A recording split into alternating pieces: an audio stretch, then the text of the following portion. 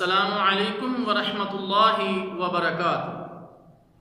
الحمدللہ رب العالمین والصلاة والسلام علی اشرف الانبیاء والمرسلین نبینا محمد وعلی آلہ واصحابہ اجمعین، اللہم صلی علی محمد وعلی آل محمد۔ محترم سامعین کرام، آج کی گفتگو میں مساجد کے بارے گفتگو ہوگی۔ رسول اللہ صلی اللہ علیہ وسلم نے ارشاد فرمایا، احب البلاد الی اللہ تعالی مساجدها، صحیح مسلم۔ اللہ تعالیٰ کے ہاں تمام جگہوں سے زیادہ محبوب جگہ مسجدیں ہیں۔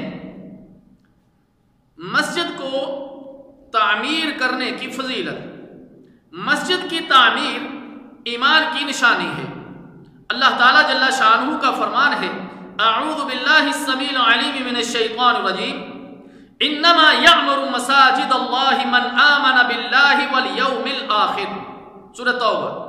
اللہ کی مسجدیں تو وہی آباد کرتا ہے جو اللہ اور آخرت کے دن پر ایمان لاتا ہے۔ رسول اللہ صلی اللہ علیہ وسلم نے ارشاد فرمایا، جو اللہ کی رضا کی خاطر مسجد تعمیر کرتا ہے تو اللہ تعالیٰ اس کے لیے جنت میں ویسا ہی گھر تعمیر فرماتا ہے، صحیح بخاری۔ اور ایک دوسری روایت میں ہے کہ جس نے پرندے کے گھونسلے کے برابر یا اس سے بھی چھوٹی مسجد تعمیر کر دی، اللہ اس کا گھر جنت میں بنائے گا، سنن ابن ماجہ۔ اس کا معنی یہ ہے کہ کسی مسجد میں پرندے کے گھونسلے کے برابر کام کی ضرورت ہے اور کسی شخص نے وہ کام کر دیا، یا کئی لوگوں نے مل کر ایک مسجد تعمیر کی اور ایک شخص کے حصے میں ایک گھونسلے کے برابر یا اس سے بھی کم جگہ آئی تو اس کے لیے بھی یہ فضیلت ہے۔ تعمیر مسجد کے آداب، مسجد محض اللہ کی رضا کے لیے بنانی چاہیے۔ رسول اللہ صلی اللہ علیہ وسلم نے ارشاد فرمایا، ان اللہ لا يقبل من العمل الا ما كان له خالصا وابتغي به وجهه، سنن نسائی۔ بلا شبہ اللہ تعالیٰ وہی عمل قبول کرتا ہے جو خالص اس کے لیے ہو اور جو خاص اس کی رضا مندی کے لیے کیا جائے۔ قبرستان میں مسجد تعمیر نہیں کرنی چاہیے۔ اگر قبرستان مشرکین وغیرہ کا ہو اور اسے ختم کر دیا جائے تو پھر مسجد کی تعمیر جائز ہے، جیسا کہ رسول اللہ صلی اللہ علیہ وسلم نے مسجد نبوی کی تعمیر کے وقت کیا، صحیح بخاری۔ مساجد کی خوبصورتی اور اس کی آرائش کے متعلق رسول اللہ صلی اللہ علیہ وسلم نے ارشاد فرمایا، اس وقت تک قیامت قائم نہیں ہوگی جب تک لوگ مساجد کی خوبصورتی، اس کی زوائش کے بارے میں آپس میں فخر نہ کرنے لگ جائیں، سنن نبی داؤد۔ سیدنا عمر رضی اللہ تعالی عنہ نے مسجد نبوی کی تعمیر کا حکم دیا اور فرمایا، میرا مقصد لوگوں کو بارش سے بچانا ہے اور مسجدوں پر سرخ یا زرد رنگ مت لگاؤ کہ اس سے لوگ فتنے میں پڑ جائیں گے، صحیح بخاری۔ مسجد میں قالین وغیرہ بھی سادہ ہونے چاہیے تاکہ نمازی کا خیال اس طرف نہ چلا جائے۔ سیدہ عائشہ الصدیقہ رضی اللہ تعالی عنہا نے اپنے گھر میں ایک پردہ لٹکا رکھا تھا۔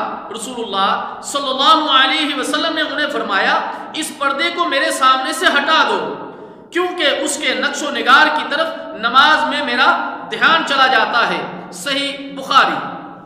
مساجد میں ایسی گھڑیاں لگانا جو ہر گھنٹے میں ناقوس کی طرح بجتی ہوں، یہ جائز نہیں، کیونکہ یہ گرجا گھروں کی گھنٹوں کی مشابہت ہے۔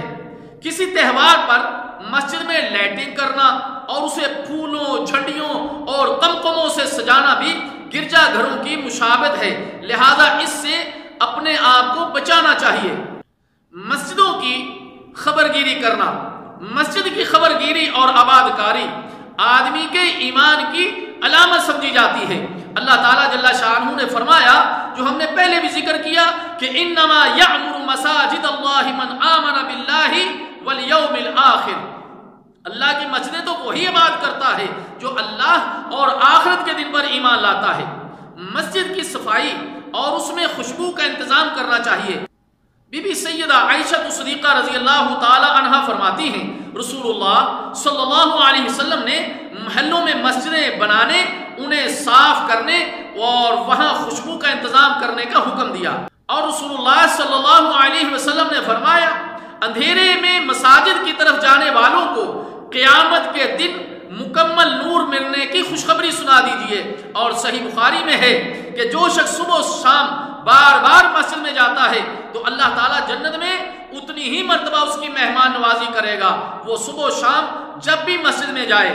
اسی طرح رسول اللہ صلی اللہ علیہ وسلم نے فرمایا جو شخص گھر سے اچھی طرح وضو کر کے مسجد کی طرف صرف نماز کی نیت سے جاتا ہے، نماز کے علاوہ اور کوئی چیز اسے لے جانے کا باعث نہیں بنتی، تو وہ بھی جو قدم اٹھاتا ہے اس سے ایک درجہ اس کا بلند کر دیا جاتا ہے، یا اس کی وجہ سے اس کا ایک گناہ معاف کر دیا جاتا ہے۔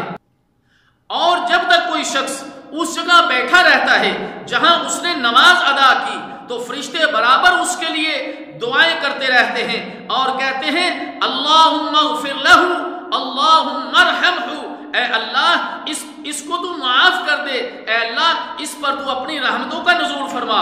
یہ دعائیں اس وقت تک جاری رہتی ہیں جب تک کہ وہ بے وضو نہیں ہوتا اور کسی کو کوئی تکلیف نہیں پہنچاتا۔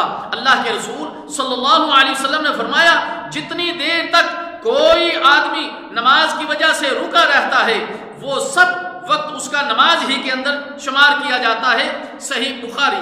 اور اللہ کے رسول صلی اللہ علیہ وسلم نے فرمایا جب تک لوگ مساجد میں بیٹھ کر قرآن کی تلاوت اور اس کی تعلیم میں لگے رہتے ہیں تب تک ان پر اللہ کی طرف سے سکینت نازل ہوتی رہتی ہے، انہیں رحمت ڈھانپے رہتی ہے اور فرشتے انہیں گھیرے رکھتے ہیں، اور اللہ اپنے فرشتوں میں ان کا ذکر فرماتا ہے۔ اور اللہ تعالیٰ جل شانہ کا فرمان ہے وَمَنْ أَظْلَمُ مِمَّنْ مَنَعَ مَسَاجِدَ اللَّهِ أَن يُذْكَرَ فِيهَا اسْمُهُ وَسَعَىٰ فِي خَرَابِهَا۔ اس شخص سے بڑا ظالم کون ہوگا جو لوگوں کو مساجد میں اللہ کی عبادت کرنے سے منع کرے اور انہیں خرابی پیدا کرنے کی کوشش کرے۔ ہم اللہ تعالیٰ جل شانہ سے دعا کرتے ہیں کہ اللہ تعالیٰ ہمیں مساجد کے ان مسائل کو سمجھنے کی اور عمل کرنے کی توفیق عطا فرمائے۔ والسلام علیکم ورحمۃ اللہ وبرکاتہ۔